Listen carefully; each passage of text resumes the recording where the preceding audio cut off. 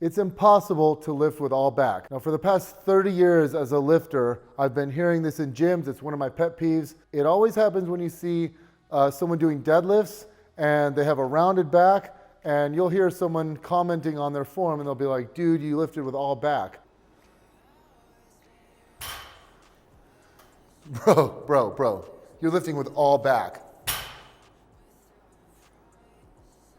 And while it's well-intentioned, because they're usually trying to warn the person like, hey, you're using poor form, it reflects an inadequate understanding of biomechanics. The reason why this came to be is because when you round your back, you're using less legs and you feel it more in your back. But if we break it down biomechanically, you'll see why this critique falls flat. Now, it is true that lifting with a rounded back usually involves less quad muscle, and you definitely feel it in your back more. Interestingly, in the literature, when you round your back to lift something up, you use less erector spinae muscle. Now, the job of the erectors is to erect the spine. When you round, you're not erecting the spine. But there's something in the literature known as the lumbar flexion relaxation phenomenon. And what it means is essentially when you fully round, the erectors go silent, meaning they're not activated. Now, they still provide muscle force due to passive stretch, but it's not activated. And you end up feeling it more in your back just because with a fully flexed spine, you end up putting more stress on the intervertebral discs and some of the ligaments. Now, when someone doesn't have good leg strength, I don't have good leg strength, so I do this. You'll see them set up in a deadlift. Everything looks good. They go to lift the bar off the ground.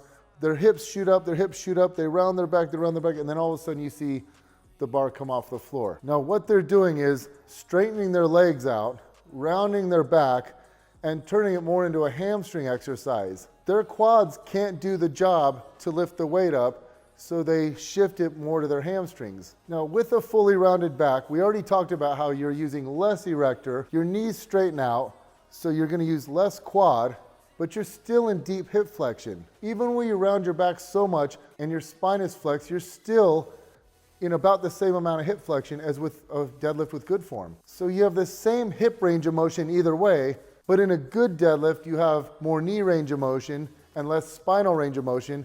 And in a poor deadlift, you have more spinal range of motion and less knee range of motion. So let's say I fully round over and I touch my toes, okay? I keep my legs as straight as possible and I touch my toes. All right, if I just erect my spine from a fully rounded over position and I erect my spine, I will raise the barbell 12 inches, but my overall range of motion is 28 inches. So the remaining 16 inches is all hip extension. I'm in deep hip flexion and I have to extend the hips. The spinal erectors cannot extend the hips. The only thing that can extend the hips are the hamstrings, the adductors, and the gluteus maximus. In other words, you have to use your hip extensors. You have to use your glutes, hamstrings, and adductors, even in a crappy deadlift. So when someone says, dude, that was all back, in their minds, they think it was all erectors and your leg muscles are just silent, and that's not true. You have to use leg muscles to pick weight off the floor and stand up with it. Yes, you'll feel it more in your back when you round over. When you round over more, those compressive forces can wreak havoc on the discs, especially with very, very heavy deadlifts. So ideally, you'd be mostly neutral with deadlifts. Now, I don't think I'm gonna change gym culture that's been around for like 30 years. Actually, I don't even know when this came to be because this was being said when I was 15 years old.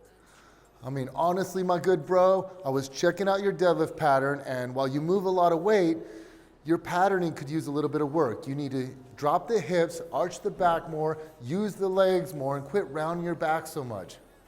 You're not gonna hear them be accurate biomechanically, but you still shouldn't say you're lifting with all back, because even when you take the ugliest deadlift, like type in deadlift fail videos onto YouTube, you'll see these people like fully rounded over, you know, convulsing and with these terribly ugly deadlifts. They're still using a lot of hamstrings. They're not using a lot of quads, but they are using a lot of hamstrings and glutes just to stand up.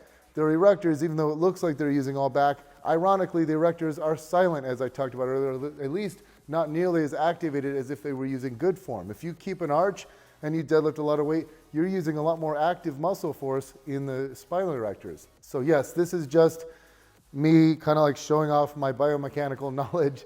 It's not going to matter much. I just wanted to point out that this is a pet peeve of mine, and I hope some of you appreciate the technicalities. I hope some of you like learning about the biomechanics because I've got a lot more knowledge to share. So if you like this, make sure you comment, subscribe to my channel, hit like. I'm going to keep coming out with videos every week, so stay tuned for more. Now, if you like what you see here and you want to train using my principles under my system, please click on the link below and subscribe to Booty by Bret and join the thousands of other happy members who are seeing incredible results.